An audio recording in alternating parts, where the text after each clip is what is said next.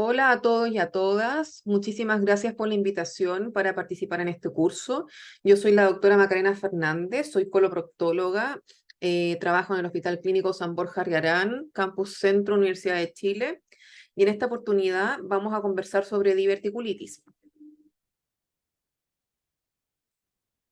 Como introducción, tenemos que la diverticulosis, o sea, la presencia de divertículos, es más frecuente en países desarrollados, y la diverticulitis actualmente es la principal causa de perforación colónica, abarcando el 60% de los colon de urgencia y constituye uno de los 5 desórdenes gastrointestinales más costosos a nivel mundial.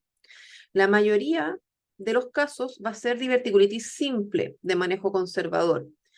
Sin embargo, un 25% puede presentar una diverticulitis complicada. En este caso estamos hablando de abscesos, fístulas, estenosis y peritonitis.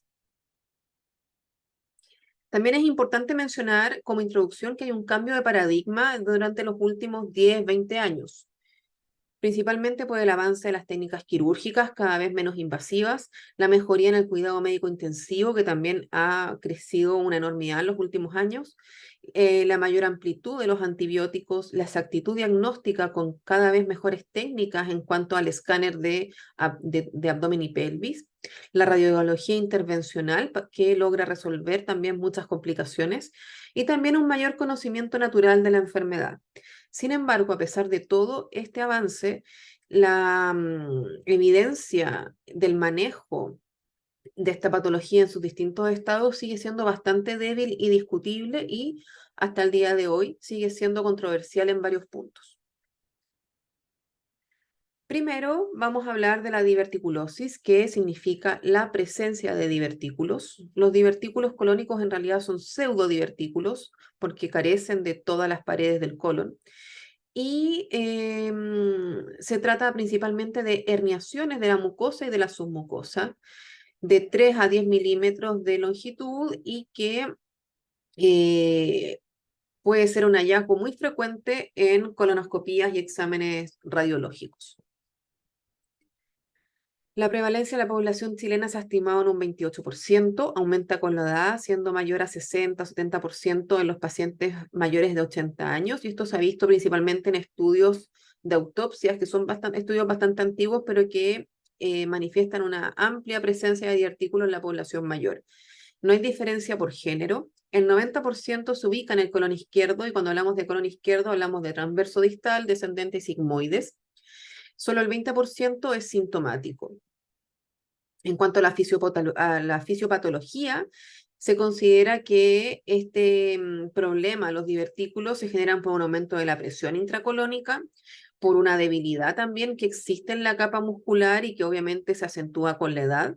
Y esta debilidad se genera principalmente en las zonas de penetración de la vasa recta, que son los vasitos sanguíneos a nivel de la pared colónica. Y también, como tercer punto, las condiciones del paciente. Se ha asociado a dieta pobre en fibra, enfermedades del colágeno, tabaquismo y obesidad, entre otros factores.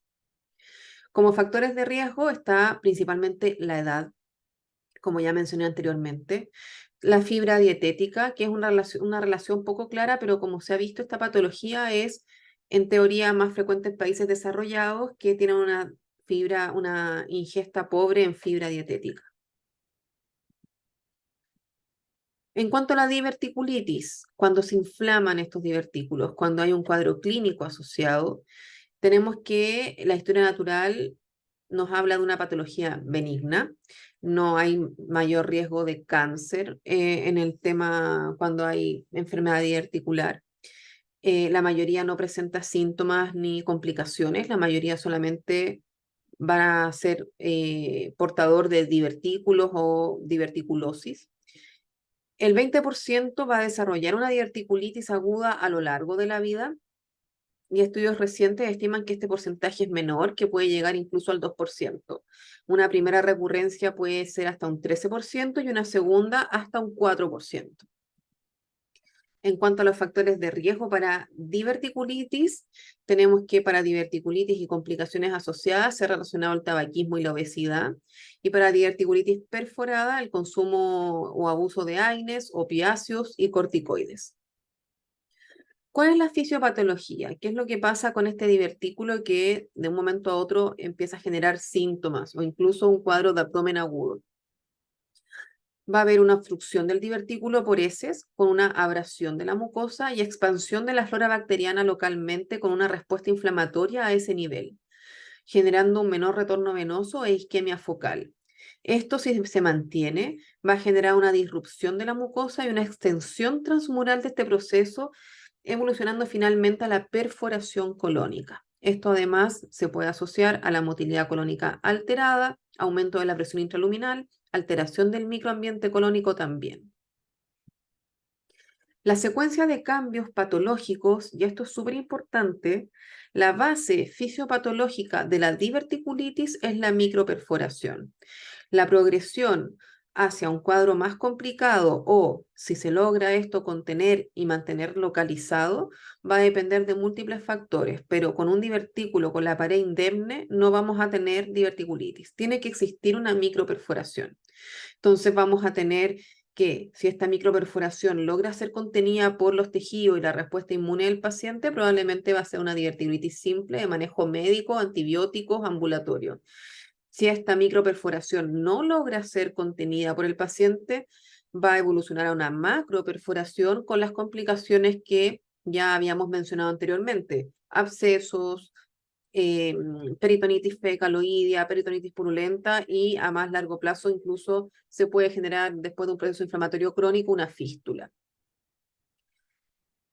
La evolución, en algunos casos, la progresión hacia un flegmón, absceso o peritonitis puede ser impredecible. Por eso es importante tener mucho cuidado al momento de evaluar al paciente cuando debuta con este cuadro. La evolución va a depender de la etapa al momento del diagnóstico, la capacidad de los tejidos pericolónicos de controlar el proceso inflamatorio y la respuesta observada del paciente durante el manejo inicial. La extensión y localización de la perforación va a determinar el comportamiento clínico y la opción terapéutica. Por lo tanto, vuelvo a repetir, si tenemos una microperforación contenida y el paciente está clínicamente estable, una diverticulitis simple, va a ser manejo conservador lo más probable.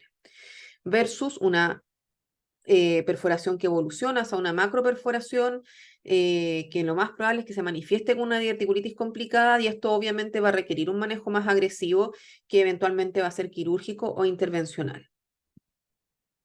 En cuanto a la clínica, va a depender de la extensión y severidad de la enfermedad y acá hay que poner mucha atención porque puede simular muchas otras patologías. Vamos a tener generalmente lo más clásico, dolor en la fosa ilíaca izquierda. De hecho, se le denomina un poco como la apendicitis del lado izquierdo cuando es un cuadro clínico típico. Dolor en la fosa ilíaca izquierda, sensación febril, compromiso del estado general. Pero el dolor también puede ser hipogástrico o difuso, dependiendo también si el colon sigmoides es redundante y llega hasta la pelvis o incluso puede pasar hacia el lado derecho el colon sigmoides redundante y simular una apendicitis. Y difuso si estamos hablando de una peritonitis. Puede haber fiebre o taquicardia si hay un proceso inflamatorio infeccioso ya más evolucionado.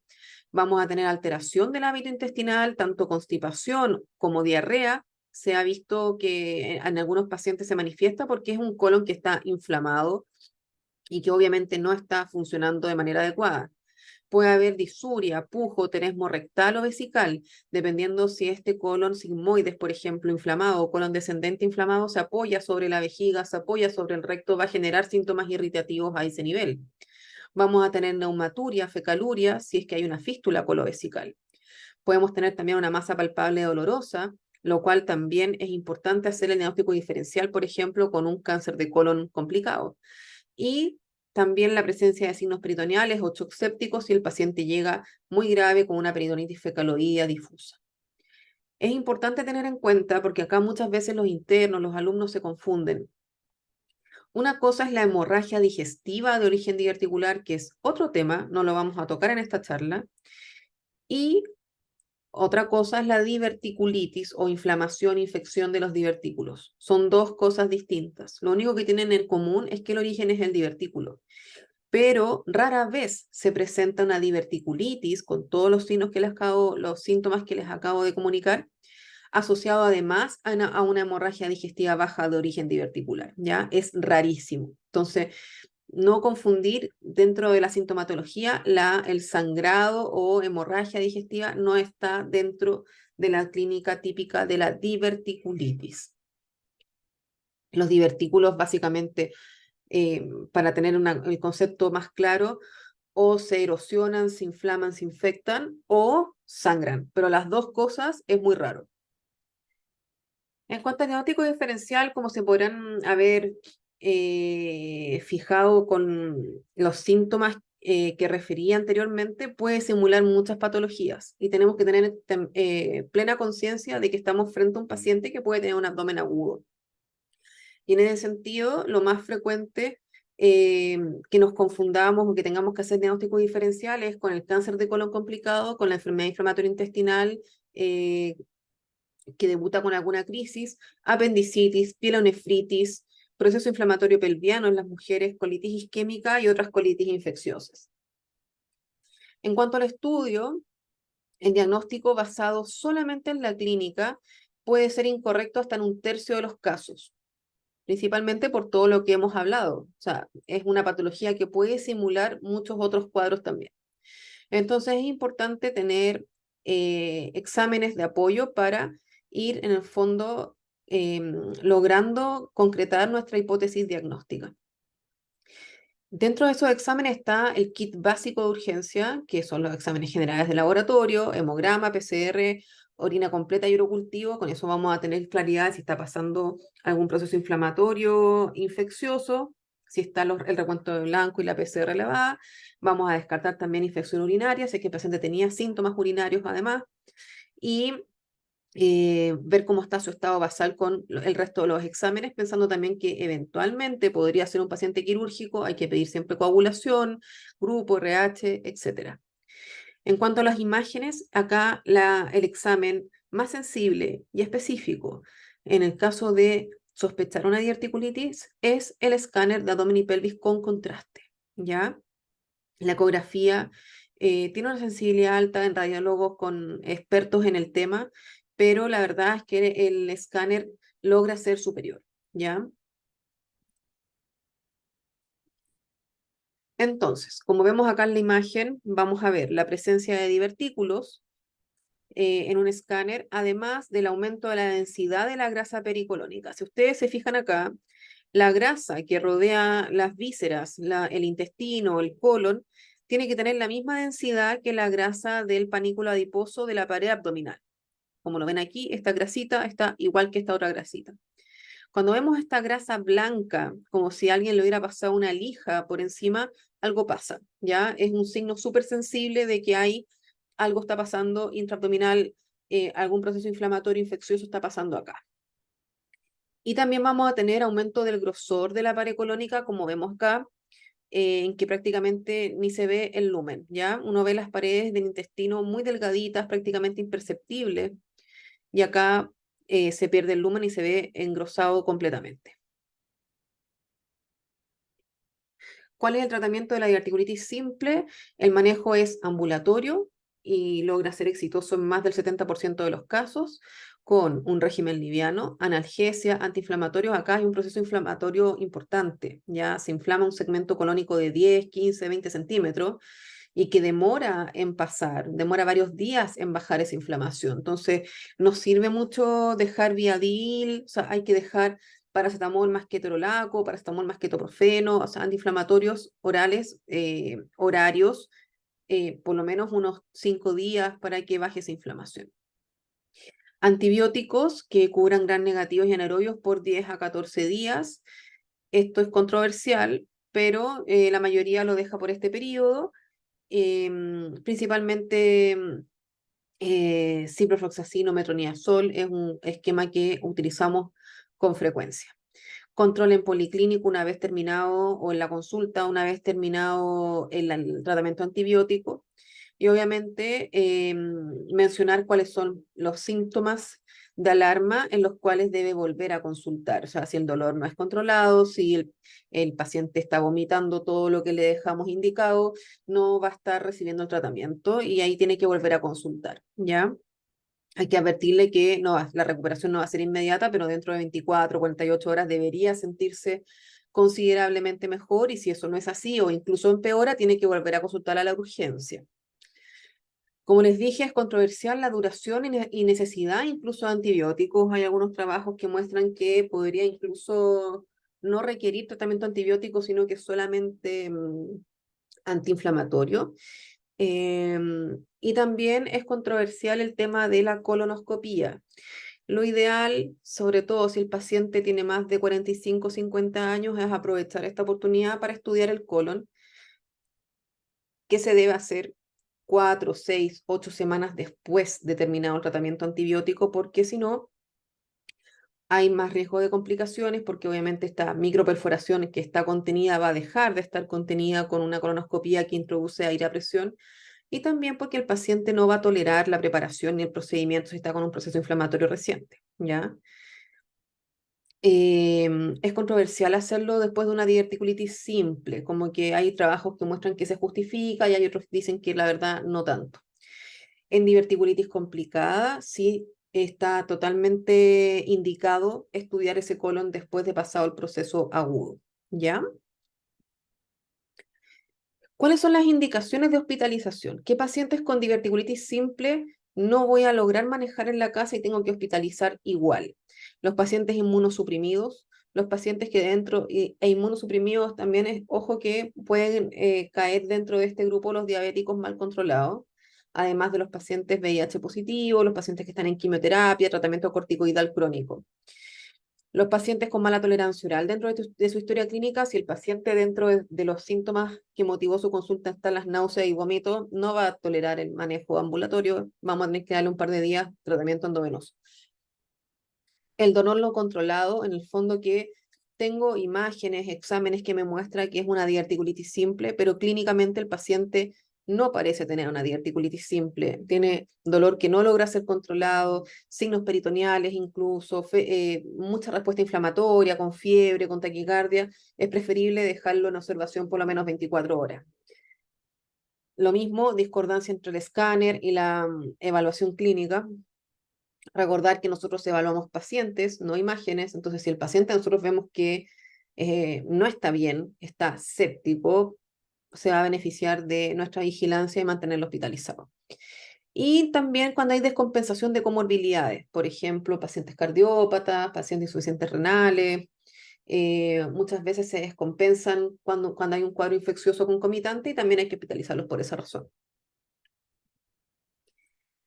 ¿En qué casos vamos a ir a una cirugía electiva de diverticulitis? Por ejemplo, ya pasó el cuadro diverticular simple y el paciente nos va a preguntar, y bueno, ¿qué hago ahora? O sea, me pasó esto, fui a la urgencia, me dieron antibióticos, ¿qué sigue después? La verdad es que cuando la cirugía está indicada, igual se evalúa caso a caso, ¿ah? Y ojalá en discusión con el resto del equipo con el que uno trabaja, pero estaría indicada, por ejemplo, en pacientes inmunosuprimidos, porque son pacientes que no van a tolerar un segundo cuadro, aunque sea simple, son pacientes que igual tienen riesgo de evolucionar a una perforación mayor. Cuando tenemos la imposibilidad de descartar un cáncer colorectal, se presenta, por ejemplo, esta inflamación colónica en el escáner, que se mantiene en los escáneres de control, o tratamos de hacer una colonoscopía y hay una estenosis infranqueable y no logramos pasar y no podemos descartar que no tenga un cáncer, también puede ser un buen candidato aunque tenga un solo episodio. Y si hay síntomas persistentes importantes, esto igual es relativo, pero hay pacientes que quedan con dolor abdominal recurrente después de un episodio. En caso de la diverticulitis simple recurrente, la verdad es que el número no está definido y hay que evaluar caso a caso. Em, no es lo mismo, por ejemplo, un paciente que a los 30 años hace un cuadro diverticular simple y que el segundo episodio tiene una recurrencia 10 años después y después tiene una tercera recurrencia 15 años después, por poner un ejemplo. No es lo mismo que un paciente de 50 años que hace 3 episodios en un año y medio, por ejemplo, ¿ya?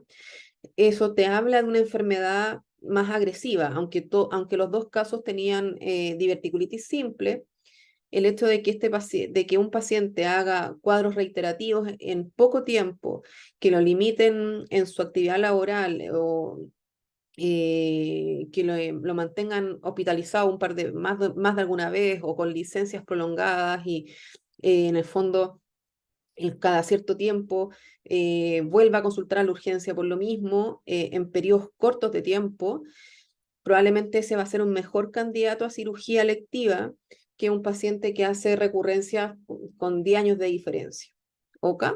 Pero como les digo, todo es muy caso a caso. Las guías clínicas lo manifiestan así, o sea, en este tipo, porque antiguamente era 2 episodios de diverticulitis o más, cirugía inmediatamente. Y la verdad es que ahora se ha mantenido, se ha tratado de hacer un manejo más conservador y vamos viendo caso a caso. ¿Ya? Y en ese caso a caso, por ejemplo, lo que dije recién, pacientes con hospitalizaciones múltiples, alteración de la calidad de vida, exposición reiterada a radiación, antibiótico a repetición en un periodo corto de tiempo, por 3, 4 crisis en un periodo pequeño, probablemente va a ser el mejor candidato a una cirugía electiva que otros con episodios más distantes. La decisión sigue siendo individualizada y va a depender de la edad, las comorbilidades, la severidad de los episodios y la persistencia de los síntomas. En los casos de diverticulitis complicada, por ejemplo, que no fuera una cirugía de urgencia, por ejemplo, un absceso diverticular, también se estima que serían candidatos a cirugía electiva, pero actualmente también se van discutiendo caso a caso. No es lo mismo un absceso diverticular pericolónico de 3 centímetros que anda bien con antibióticos y nada más, que un paciente con un absceso diverticular de 7, 8 centímetros en el hipogastrio, que a nivel de la pelvis, que tuvieron que drenarlo bajo escáner, que tuvo hospitalizado 10 días en la UTI inicialmente y después en salas. No, no es lo mismo. ¿Ya? Probablemente el segundo caso va a ser un mejor candidato a cirugía que el primero. ¿Ya? Pero de todas maneras todo esto se va a discutir caso a caso y con el paciente también. ¿De qué se trata la cirugía electiva? Es resecar el colon que está afectado por la enfermedad articular. No se reseca todo el segmento colónico que presente divertículos, porque es muy frecuente que encontremos divertículos en todo el colon. Uno examina el colon en la exploración abdominal y vemos qué segmento tiene signos de inflamación crónica, se ve acartonado, con alteración incluso de la anatomía, con adherencias asociadas, y ese segmento probablemente va a ser solamente el que vamos a resecar, que es el segmento patológico, ¿ya? Y la idea es hacer una colectomía segmentaria a nivel del promontorio, dejamos acá el recto indemne, resecamos el segmento de intestino, o sea, el segmento de colon que esté patológico, y después unimos el colon sano con el muñón rectal, generalmente ahora con un stapler especial, que es el stapler circular, que genera una línea de corchete circular, generando una unión automática básicamente de estos dos segmentos. Lo ideal es hacerlo laparoscópico. Hay veces que no se puede hacer por dificultades técnicas, alteración anatómica, y ahí, bueno, se convierte la cirugía abierta tradicional, pero la inmensa mayoría se logra hacer vía laparoscópica. Ahora, ¿cuáles son los hallazgos que podemos encontrar en una diverticulitis complicada? El líquido libre. Eso habla, por ejemplo, acá tenemos un escáner con abundante líquido libre, en el caso de una peritonitis. Neumoperitoneo, aire fuera de las vísceras, como vemos acá. Colecciones, fístulas y estenosis. ¿Ya? Acá también tenemos neumoperitoneo importante.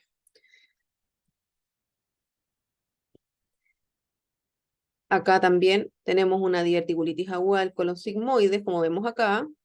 Todo el colon sigmoide es inflamado, está la presencia de divertículos.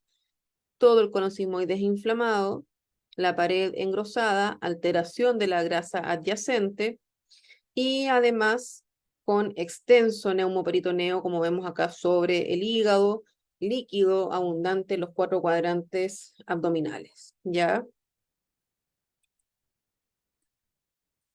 En estos casos de diverticulitis complicada, tenemos la clasificación de Hinchey. La clasificación de Hinchey se basaba en los hallazgos intraoperatorios. Cuando todos los pacientes eran explorados, incluso hasta las diverticulitis simples se exploraban antiguamente, según los hallazgos que encontraban en el intraoperatorio, le daban esta clasificación. Actualmente se ha podido extrapolar esta clasificación a los hallazgos radiológicos del escáner. Entonces, vamos a tener Hinchey 1 cuando el absceso es pericolónico, o sea, está pegadito al colon. Hinchey 2 cuando tenemos un absceso pélvico. Hinchey 3, una peritonitis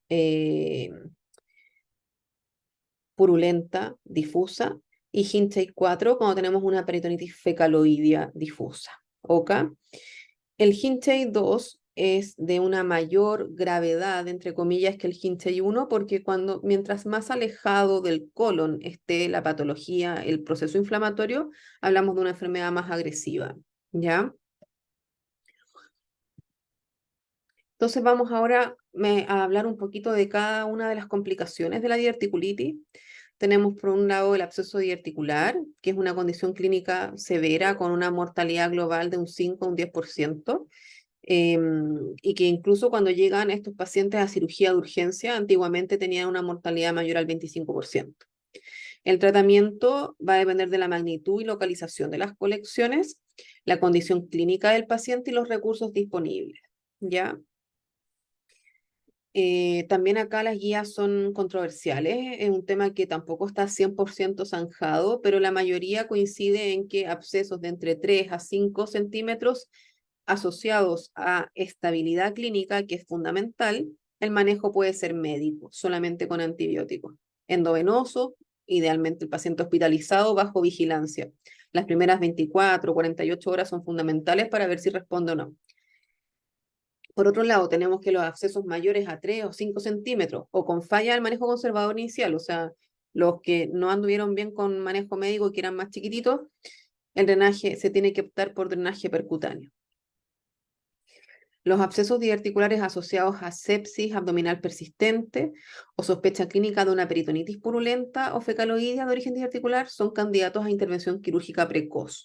Acá tenemos que ser súper atingentes de que si vamos a hacer un manejo conservador o intervencional, tenemos que estar encima de ese paciente porque si clínicamente no evoluciona bien, ese paciente tiene que ir a cirugía.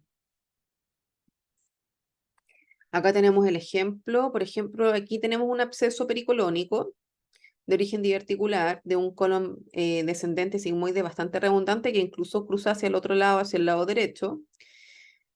Y acá tenemos la imagen de cómo se instaló un drenaje percutáneo a través, guiado por TAC, en el fondo guiado por las imágenes, ¿ya? ¿Cuáles son las limitaciones? Porque acá vemos que se resolvió completamente, pero hay veces que tenemos limitaciones, por ejemplo, cuando hay ausencia de ventana radiológica, si para lograr hacer esta punción tenemos que pasar a través de las vísceras, no se puede. La mala tolerancia, acá igual tenemos que tener cierto grado de colaboración del paciente. Hay una tasa de fracaso que puede llegar hasta un 15 o 30%, o sea, no es infalible, en algunos casos no se logra. Puede haber recurrencia o persistencia, o sea, en el fondo después de este drenaje se vuelve a formar de nuevo la colección en hasta un 35%. Puede haber morbilidad asociada al procedimiento también en un 5%, como sangrado, lesión de vísceras vecinas y fistilización. Pero esto es como ponernos en los casos que básicamente esto no resulta o es frustro o se complica, pero cuando los casos que andan bien, andan muy bien y el paciente se ahorra una cirugía que incluso en el contexto de urgencia puede en el fondo consistir en una colostomía. Antes, el 10 o 15% de las cirugías por diverticulitis eran para drenar abscesos y un porcentaje importante terminaba en una operación de Hartmann con una colostomía terminal. ¿Ya? Con esta otra alternativa, rescatamos un porcentaje importante de pacientes que se benefician, teniendo en cuenta, sí, que tiene ciertas limitaciones que no es para todos. Y tenemos que estar atentos a los que no se puede hacer para ofrecerle un tratamiento más agresivo. Acá tenemos, por ejemplo, una diverticulitis inicialmente complicada del ángulo esplénico, con formación de un absceso pericolónico de 6 centímetros. Y acá tenemos después el control posterior al drenaje bajo TAC, en que se ve una resolución prácticamente completa.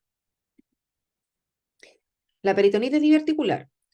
Esto corresponde al 1% de las diverticulitis, es una emergencia quirúrgica, es la emergencia más quirúrgica más común en enfermedad articular y es responsable de la operación de Hartmann en 1 de cada 2.000 pacientes por año en algunas series.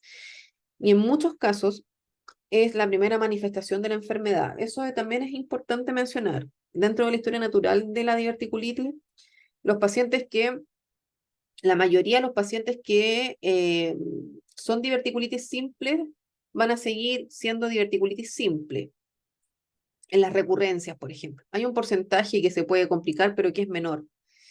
Y la mayoría de las diverticulitis complicadas debuta como diverticulitis complicada desde el primer episodio. Eso pasa en la mayoría de los casos. Obviamente no en el 100%, pero en la mayoría se da esta historia natural de que o es lo uno o es lo otro desde el principio. La morbilidad de la cirugía de urgencia presenta mortalidad de hasta un 50% y un 15 o 25% de los pacientes con diverticulitis perforada, Hinchey 3 y Hinchey 4 van a requerir probablemente esta intervención. Estamos hablando de pacientes que llegan con una peritonitis fecaloidea difusa, con una tremenda contaminación séptica abdominal, que incluso varios casos llegan con riesgo vital o evolucionan después de la cirugía de manera bastante crítica, con requerimiento de drogas vasoactivas, UCI y ventilación mecánica. Entonces, es un cuadro grave, ¿ok? Y acá también es discutible el manejo. La intervención va a ser una intervención quirúrgica precoz cuando tenemos una peritonitis diverticular Hinchey 3 o Hinchey 4, una sepsis abdominal persistente o una mala respuesta a manejo conservador. En general, la operación de Hartmann no hay discusión en hacerla en los pacientes Hinchey 4. La discusión principal está en los pacientes Hinchey 3, cuando tenemos una peritonitis purulenta localizada en la pelvis, por ejemplo, y el paciente está clínicamente estable. Se pueden ofrecer otras alternativas, dependiendo también de los recursos que tenga cada centro, como una resección colónica más anastomosis primaria con o sin ostomía de protección. Y también estaba en boga hace un tiempo el lavado peritoneal, que es solamente hacer un aseo peritoneal y dejar drenaje, pero cada vez se hace menos porque eh, la verdad es que en pocos pacientes lograba resolver 100% el cuadro diarticular inicial. Lo importante es siempre, si es que no vamos a hacer un Hartmann, si es que vamos a optar por una resección colónica más anastomosis primaria con o sin protección, es fundamental ver la estabilidad hemodinámica del paciente, el estado nutricional, las comorbilidades que tiene ese paciente, los recursos disponibles y la experiencia del equipo. Muchas veces son cirugías, hacer una anastomosis con el stapler circular que les mostré en las otras fotos, no es una cirugía que hagan todos los cirujanos generales, ¿ya? Entonces va a depender también de qué herramientas maneje cada centro. Y lo más importante es cómo está el paciente, porque puede ser que haya una peritonitis purulenta muy pequeña a nivel de la pelvis, pero el paciente si está choqueado, desnutrido, esa anastomosis no va a pegar con nada y es mejor dejarlo ostomizado. La tendencia actual siempre va a ser a lograr un abordaje menos invasivo, pero el abordaje más agresivo en el fondo, desfocar el cuadro infeccioso de manera rápida y eficiente con una operación de Hartmann, va a seguir estando indicada en un grupo de pacientes. Eso es inevitable. ¿Ok? Hay un pequeño grupo en el Hinchey 3 que se puede beneficiar de algunas cirugías menos invasivas o eventualmente no dejar una ostomía, pero es discutible y hay que evaluar muy bien caso a caso. Y bueno, esta es la operación de Harman, en que se define como una sigmoidectomía con cierre del muñón rectal y generación de una colostomía descendente terminal, ¿ya? Se aboca todo el colon descendente hacia la pared abdominal. Tiene una mortalidad de un 19%, con infección de la herida operatoria hasta en un 24%, complicaciones de la ostomía se describen hasta un 10% también. Y es importante destacar que la reconstitución de tránsito, o sea, en el fondo, librar al paciente de la ostomía, reconstruir de nuevo el tránsito intestinal, posterior a 3 a 6 meses, de cuando ya el paciente esté recuperado y en buenas condiciones, se logran un porcentaje pequeño de pacientes. Todavía en las series se describe que un 30 o 70% de los estomizados jamás se reconstituye, ¿ya? Y eso, bueno, es un tema, hay pacientes que no van a tolerar de nuevo otra cirugía, y también hay un tema también de colapso de los sistemas de salud, en que es difícil darles prioridad a estos pacientes cuando tenemos todavía pacientes, por ejemplo, con cáncer que no han sido resueltos, ¿ya? Todo eso tenemos que tener en cuenta al momento de hacer esta cirugía. Por lo tanto, hay que hacerla bien, y dejar esa ostomía perfecta, porque no sabemos si va a ser para siempre. ¿Ok? Las fístulas, algunas palabras de las fístulas de origen diverticular. 2% de los casos de enfermedad articular es más frecuente en hombres, en mujeres histerectomizadas, porque el útero de alguna forma también protege que el colon se fistulice a la vejiga o a la vagina. La más frecuente es la fístula colovesical con el 65%. Hay otras posibilidades como vagina, intestino delgado, trompa de falopio, pared abdominal, pero lejos la más frecuente es la colovesical. Y el tratamiento va a ser la resección en bloque y anastomosis primaria. En estos casos, el paciente no llega con una gran contaminación abdominal. Muchas veces es una cirugía ya un poco más electiva, se puede planificar, y podemos evitar una ostomía en la mayoría de los casos. La estenosis también es otro, y al igual que la fístula, habla más de una cronicidad de estos eventos agudos reiterados, que en algunos pacientes también llegan a ser oligosintomáticos, debutan con la estenosis, pero nunca tuvieron un cuadro diverticular agudo, múltiple, por ejemplo. La verdad es que la minoría refiere a una historia así. Son cuadros muy larvados y también que pueden pasar desapercibidos de inflamación colónica crónica. Acá se da, además de esta inflamación, una extensa fibrosis con obstrucción intestinal baja, constipación, o en algunos pacientes solamente puede ser un hallazgo. Generalmente la indicación quirúrgica va también porque, además de los síntomas que puede presentar, es imposible descartar un cáncer colorectal. Entonces no nos podemos quedar como con un segmento del colon ciego sin poder estudiar, sin tener certeza de que está sano. Acá el estudio es tratar de hacer una colonoscopía, y también lo podemos complementar. Si no podemos pasar el colonoscopio, podemos complementar el estudio con un enema varitado doble contraste, donde se dibuja toda la pared del recto y del colon, y también se dibuja la zona de estenosis. Y el tratamiento es quirúrgico y va a depender de cómo esté el paciente, si es de urgencia, si llega a una fusión aguda, o electivo, si es una cosa más crónica y nos permite estudiarlo y evaluarlo y eventualmente operarlo de manera eh, tranquila y programada. Eso era lo que quería compartir con ustedes en cuanto a diverticulitis. Espero que esta charla sea de mucha utilidad para todos y todas.